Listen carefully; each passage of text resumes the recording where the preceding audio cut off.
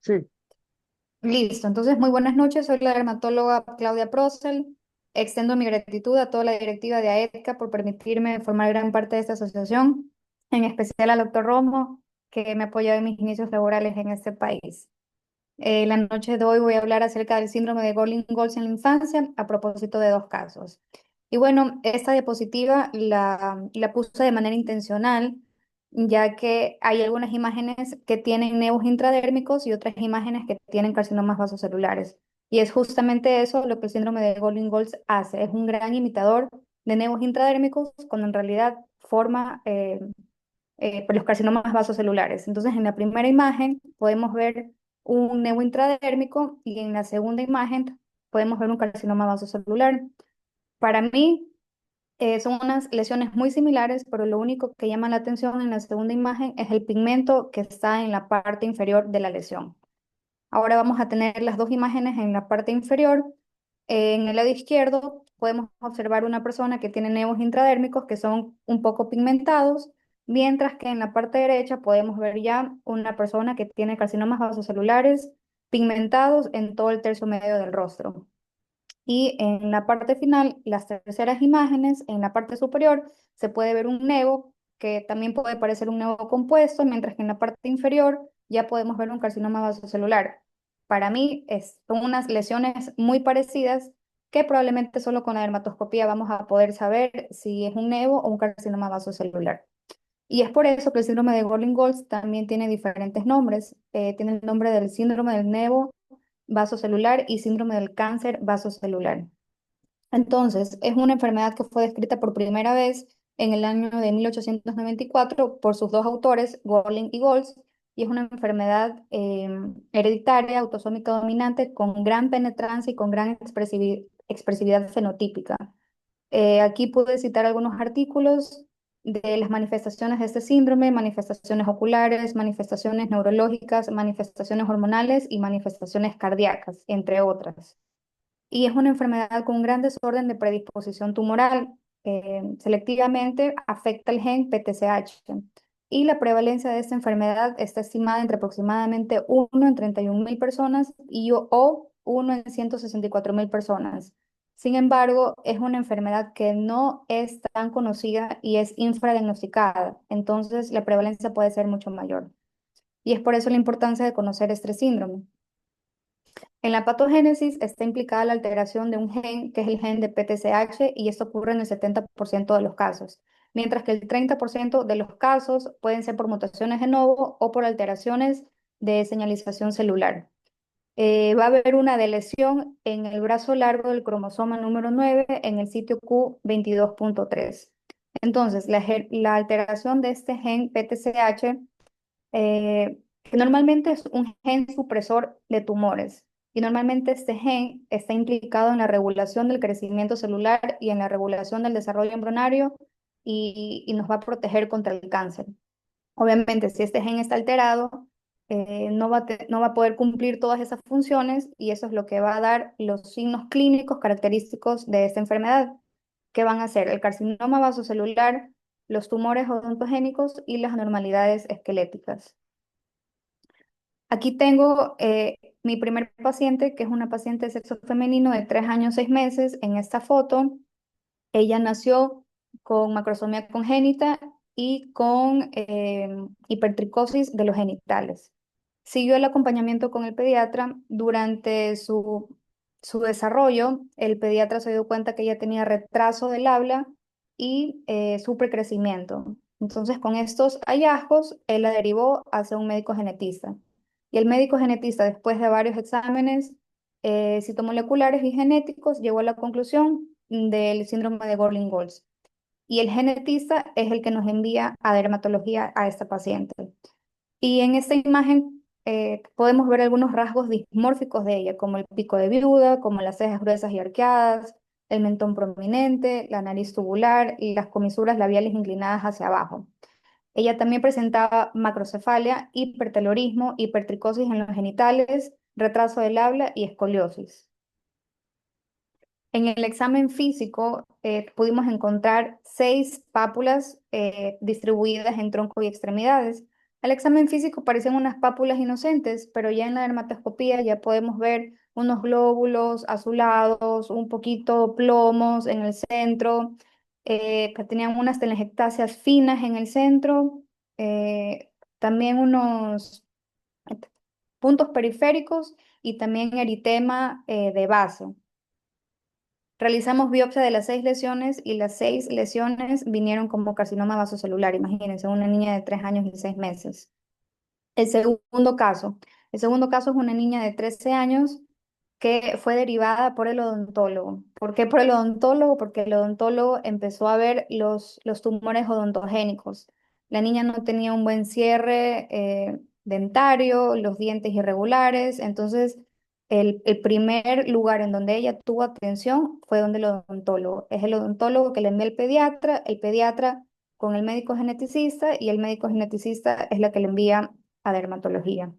En dermatología, ella aparece con estos rasgos dismórficos: filtro nasolabial marcado, pliegues epicánticas, paladar alto, hipertelorismo ocular y escafocefalia. Escafocefalia es cuando la sutura sagital se cierra de una manera prematura y da el aspecto de un cráneo alargado y no circular. En la segunda imagen podemos ver la oreja en concha y la fosa preauricular a la derecha, orejas con baja implantación y retrovertidas y la implantación del cabello abajo en la nuca prácticamente. Y en la imagen número C podemos ver el postoperatorio de marsupialización del quiste odontogénico en la mandíbula.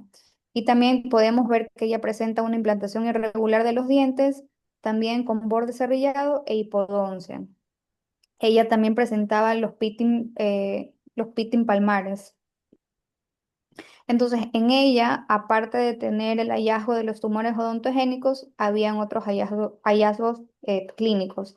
Alteraciones esqueléticas, ella tenía escafocefalia, los quistes en senos maxilares y mandibulares y angulación del arco posterior de la primera, tercera y cuarta costilla a la izquierda. Las alteraciones dermatológicas, ella presentaba una pápula en la región nasal, le hicimos biopsia y vino como un CBC infiltrativo.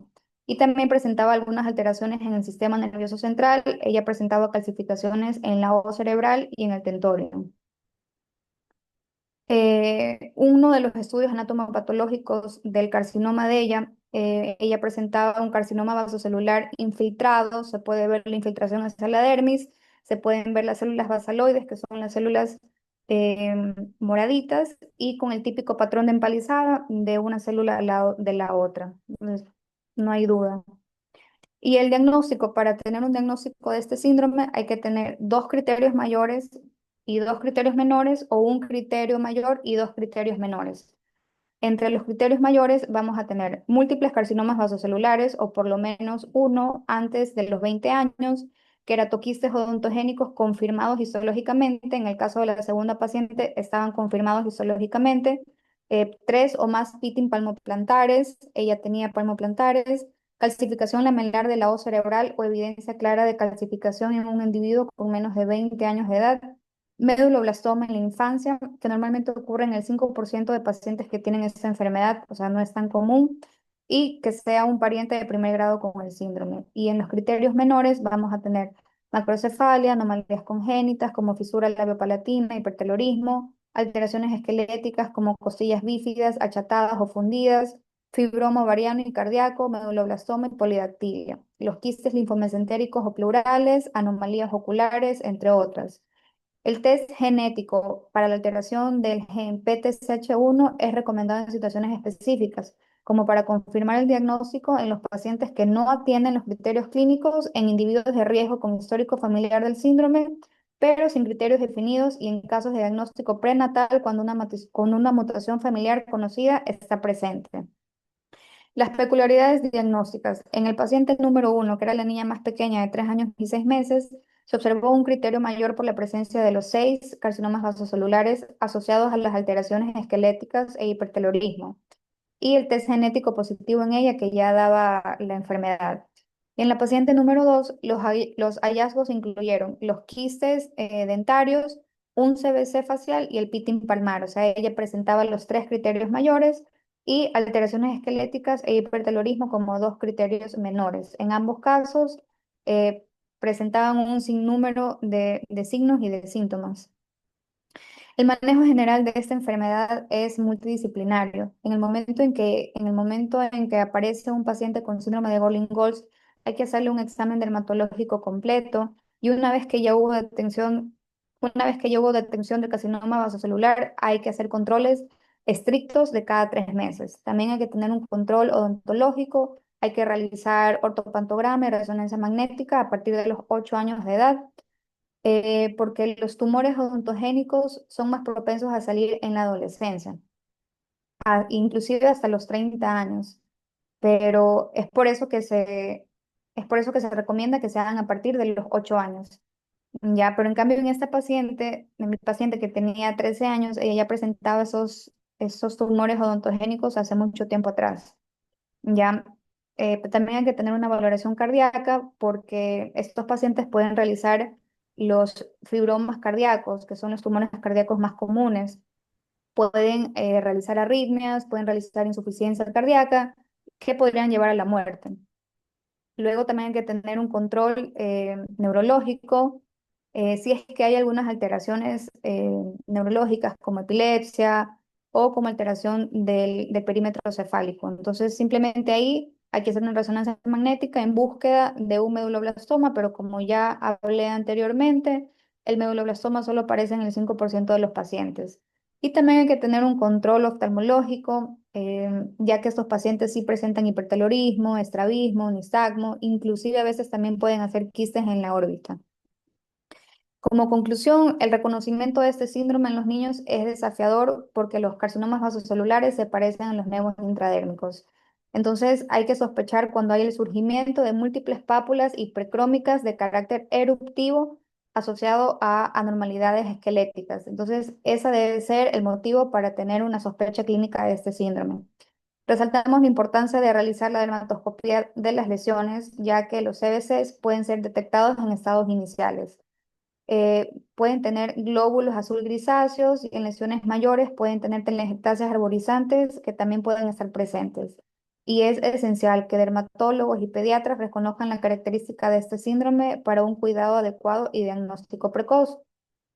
Como evolución, tengo a la paciente de 3 años y 6 meses que después de 3 meses, o sea, que después de la primera vez que yo la vi en 3 meses, apareció prácticamente con todo el cuerpito lleno de lesiones nuevas y diseminadas. Se hicieron biopsia de la grande mayoría de algunas de estas lesiones y todas vinieron con carcinoma vasocelular. En ella se instauró el tratamiento de imiquimod una vez al día, 5 veces a la semana y aún mantenemos el control estricto con ella. Luego de 2 meses, las lesiones se disminuyeron a un 50%, pero aún presenta más lesiones. Entonces, esto. Muchas gracias. Muchas gracias, doctora.